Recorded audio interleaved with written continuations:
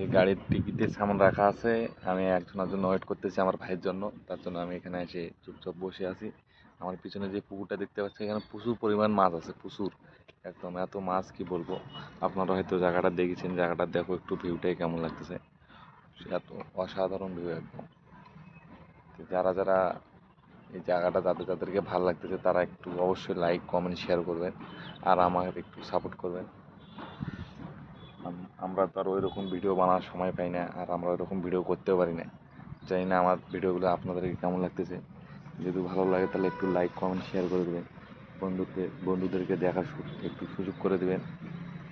এটাই বলার, আর কি বলবো বলো। যতটুকু পারতেছি আপনাদের সামনে তুলে ধরার চেষ্টা করতেছি।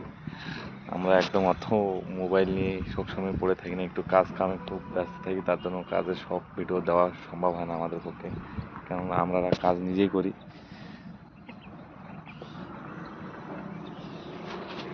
আমরা যদি করে কাজ নিজে না করি তাহলে খাইতে কোথা থেকে পাবো বলো। কাজ নিজে করি, তার জন্যই আমাদেরকে ভিডিও দেওয়ার সময় পাই না। যদি কাজ নিজে না করতাম, লোক লাগাই দিয়ে কাজ করতাম, তাহলে ঠিক আছে। কিন্তু আমরা এখন অত বড় ওইরকম আমরা কাজ পাই না, আর ওইরকম আমরা কাজ করি না।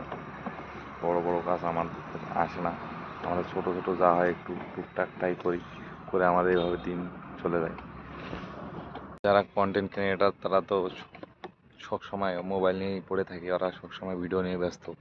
আমরা ভিডিও এডিট করারও সময় পাই না, না ভালো ভিডিও করারও সময় পাই না। যা পারি তাই করে তোমাদের মাঝে তুলে ধরার চেষ্টা করি।